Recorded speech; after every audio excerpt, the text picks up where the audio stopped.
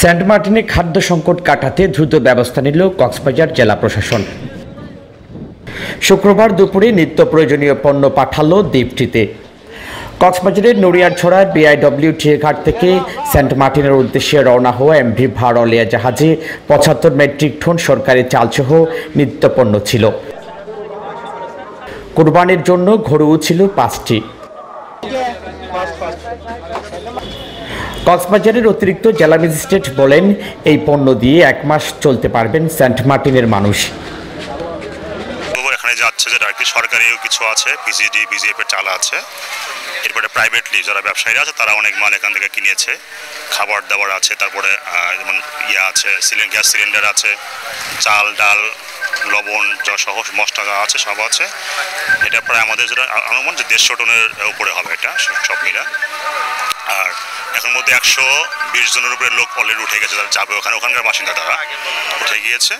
এরপরে কিছু মেডিসিন ওটা নিয়ে যাচ্ছে, এটা প্রাইভেটলি নিয়ে যাচ্ছে আর কি সে ব্যবস্থাপনা। আমরা আশা করছি যে হয়তো মাসখানেক এটা ভালোভাবে চলতে পারবে আর কি। তবে জাহাজে করে বাড়ি ফেরা সেন্ট মার্টিনের কয়েকজন বাসিন্দা বলেন, তাদের এই দুঃসময়ে কোনো এমপি, উপজেলা চেয়ারম্যান খবর নেননি। এমপি শাহিনাকে আমরা এত ধৈর্য দুর্বলতা ঘটনার মধ্যে ওকে আমি দেখিনি। ওকে বলছি টাকা বলে উনি আমাদের ট্যাংমায় আসিল না। আমি মনে করি যেহেতু জনপ্রতিনিধি বলতে এটা সাধারণ মানুষের জন্য, জনগণের জন্যই জনপ্রতিনিধি।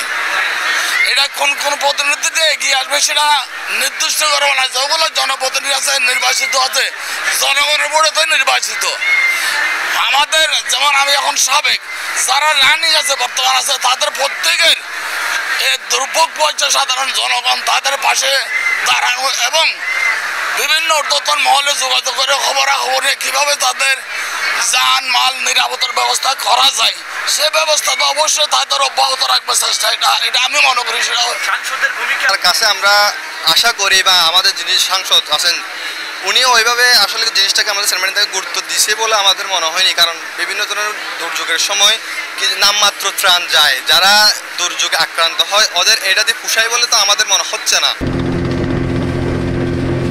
এদিকে শুক্রবার বিকেলেও সেন্ট মার্টিন থেকে ফেরার পথে কাঠের ট্রলার লক্ষ্য করে মিয়ানমার থেকে ছোড়া হয় গুলি। এক সময় গুলিবিদ্ধ হয় ট্রলারে থাকা রোহিঙ্গা যুবক। তারেক হায়দার, প্রবাল নিউজ, কক্সবাজার।